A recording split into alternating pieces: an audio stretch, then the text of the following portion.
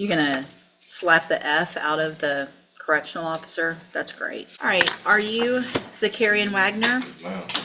And Mr. Wagner, in cause number 24, DCCR 0912, is on probation for tampering or fabricating physical evidence with intent to impair. Was placed on probation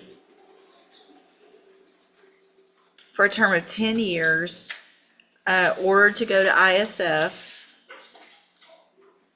and then there was a motion to revoke community supervision filed.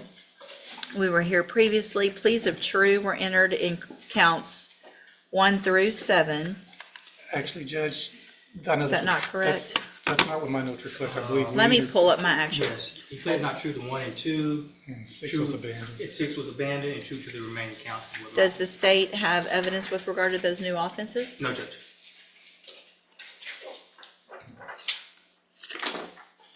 Okay.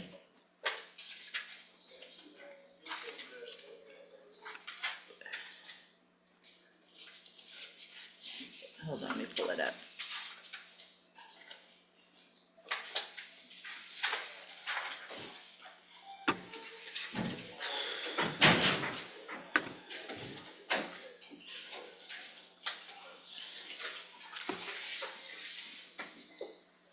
Okay, so the pleas of true, the updated report is not correct. The pleas of true were to counts 3, 4, 5, and 7. That's what my notes That's reflect. correct, Your Honor.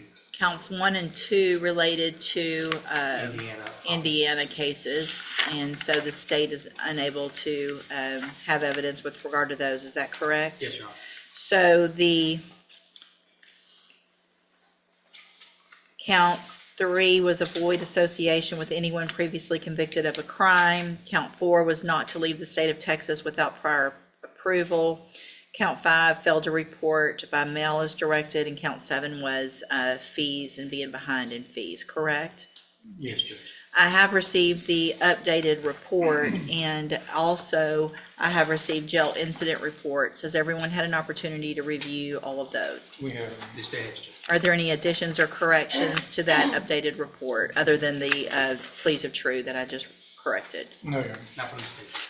Okay, Mr. Rojas, you may proceed. Thank you, Judge. Regarding the incident in Indiana, because he did plead true to leaving the county and being in Indiana, he tells me he had previously lived in Indiana. When he moved down to Texas, he left some things in his apartment in Indiana, clothing, furniture, things like that. He had a roommate here in Texas who was moving to Indiana, and at that point he had an opportunity to go back in Indiana with a truck and bring his things back. He should have asked for permission, Judge. He didn't get permission. He just thought he could make a quick trip to Indiana, get his things, and come back. And that at that point, when he was arrested with another person, he tells me the charges against him were never filed. The other person that he was with in Indiana is the one that was charged with those crimes. He's asking to be continued on to probation. And I'll talk about the reporting. He pled true to not reporting to Jefferson County by mail. He tells me he was reporting in person in Orange. He never failed to report in person in Orange. He reported all the times he was supposed to, and I don't see an allegation about that. So I tend to believe that's probably true. He didn't know he had to report to Jefferson County by mail. That's the reason he didn't do. He tells me that's why he didn't do that. Before he was arrested on the motion, he was working construction, doing guardrails on the highway with the Highways Department. Obviously, he lost that job. He says his mother has a friend who has a wood shop. He can get a job doing that if he were allowed to continue probation. He will be living with his mother in Orange. And so he's asking to be continued on probation. He's still a young man, Judge. He's 20 years old. Obviously, he's certainly old enough to know better than to go out and do these things, especially being on probation. But I think he's still young enough to not really understand fully the consequences of what's going to happen to him if he doesn't. I think this has been a wake-up call. He's been in jail since September, I believe. Again, we're asking you to keep him on probation, let this time in jail serve as sanctions, and I don't know what other classes we can give him. He's already been to ISF. But obviously, whatever conditions the court thinks is appropriate, he would follow. So the person that you were with, that you got in trouble with up in Indiana, has a motion to revoke his probation here in Jefferson County too, correct? Mr. Dyer, Jacathan Dyer. Do you know about that? I think that's what he went in for. What? I said, I think that's what he went in for as well. Real quick too, so the allegation of failing to report by mail or online was for May, June, and July. But he had been on probation for several months prior to that. So had he reported online or by mail prior to those dates? He had been in custody waiting to go to ISF, but he had a pending charge in Harris County. So he had to be transported to Harris County to take care of that and wait for ISF, then go to ISF. Okay. And what was that Harris? I remember that. Unlawful carrying of a weapon.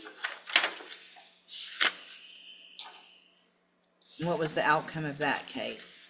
They dismissed it because of us sending him to ISF.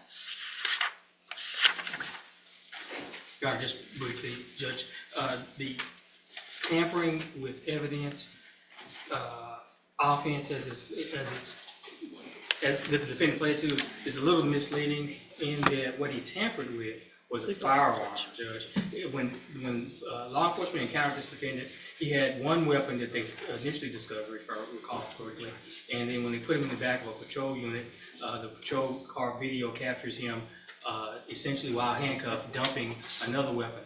That weapon was outfitted with what was tantamount to a Glock switch. And I say tantamount to a Glock switch because when ATF tested it, it did not meet all of the requirements to be technically a Glock switch. So he dodged a bullet on, well, no pun intended, dodged a bullet on federal charges, Judge, because we were looking at potential federal charges for the Glock switch. So there's two firearms that he was in possession of. Then he's got the unlawful carrying of a weapon in Houston, albeit eventually dismissed. I'd ask the court to take that into consideration. This defendant has an affinity for firearms, and not only firearms, a Glock switch, Judge, you know the damage these Glock switches could do if that was a fully functional Glock switch, Judge. I'd ask that this court revokes the defendant's probation and send him to prison, Judge. And of course, that amount of prison is in the court's discretion. I do understand that he's a youthful offender, but Judge, you know, these youthful offenders with these guns and Glock switches, they're wreaking havoc in our community. And at a certain point, we send a message. I'd ask the court to send that message today, Judge. That's all I have. Thank you, Mr. Coleman. And Ms. Martinez, thank you for being here. Do you have anything to add that's not already in your updated report? No, ma'am. It is hard to supervise someone who almost immediately leaves the state without reporting it or requesting permission. We wouldn't have known he was up there if they hadn't called us to tell us that they were in custody of their jail.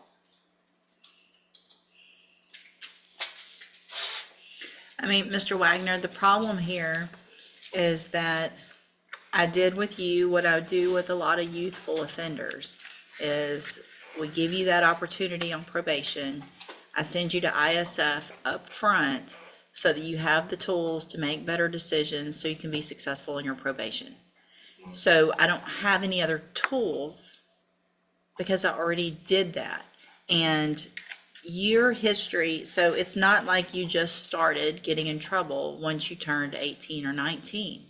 You've been to TJJD. So you were a youthful offender, so much so that they didn't just put you on probation as a juvenile, you ended up going to TJJD.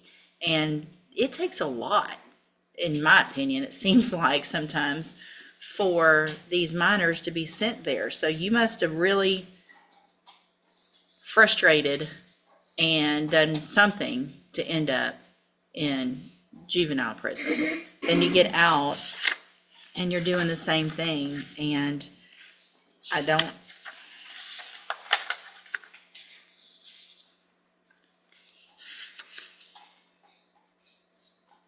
So you went to ISF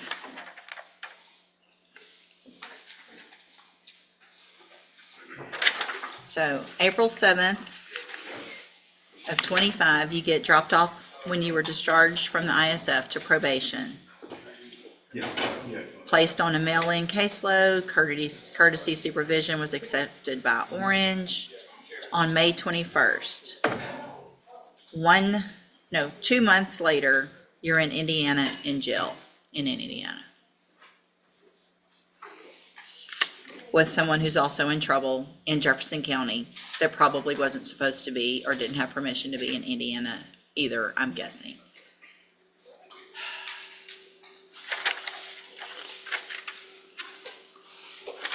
In addition, we have jail incident reports where you prove to me that you don't want to follow anybody's rules. You obviously don't want to follow probations, and you don't want to follow the correctional officers. You are calling names.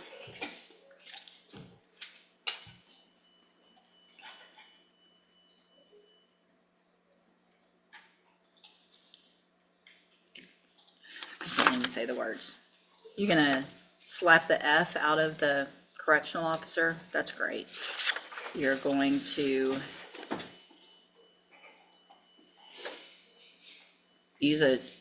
everything is just you telling them, I'm gonna do this my way.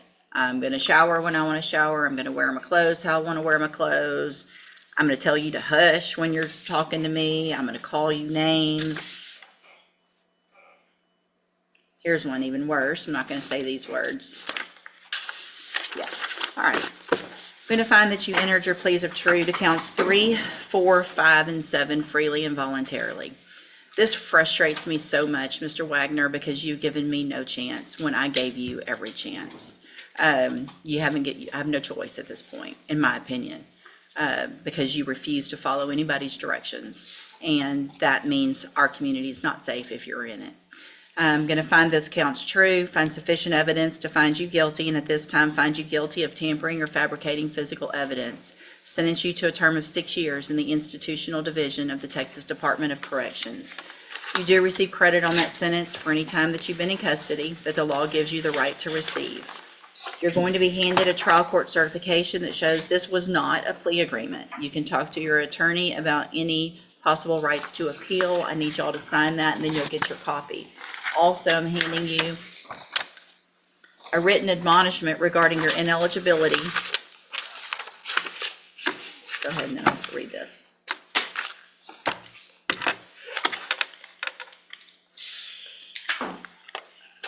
I've also handed you a written admonishment regarding your ineligibility to possess a firearm or ammunition. Because of the judgment entered against you, you're ineligible under Texas law to possess a firearm or ammunition. Possession of a firearm or ammunition could lead to charges against you. Firearm is a legal term, and you should read the written admonishment I provide you to see what devices qualify as a firearm. If you have questions about the laws that make you ineligible to possess a firearm or ammunition, or about how long that lasts, you can talk with Mr. Rojas. You are still young. You can make the best of the time that you've got and get out and do better, or you can get out and do worse and be right back in here. So I hope you take advantage of doing better with your life. Go back with the bailiff. Yes. I was still gonna mess it up. This courtroom hearing takes a dark turn as Zakarian Wagner's probation hangs in the balance. After being trusted with multiple chances, including intensive supervision and treatment, Wagner repeatedly violated court orders. He left Texas without permission, failed to properly report, associated with criminals, and showed open disrespect toward correctional officers while in custody. The judge details his long pattern of defiance, troubling firearm involvement, and refusal to follow rules. Concluding that rehabilitation has failed and public safety is at risk, the court revokes probation and sentences Wagner to 6 years in Texas prison.